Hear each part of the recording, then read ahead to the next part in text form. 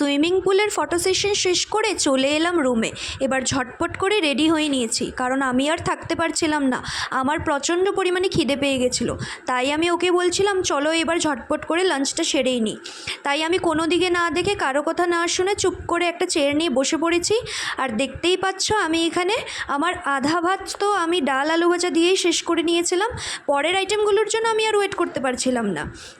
তবে হ্যাঁ, এখানে যেটা তোমাদেরকে বলবো, আমরা নিয়েছিলাম প্যাকেজ সিস্টেম হিসাবে ফুড, আর প্যাকেজটা ছিল 800 পার পারসন।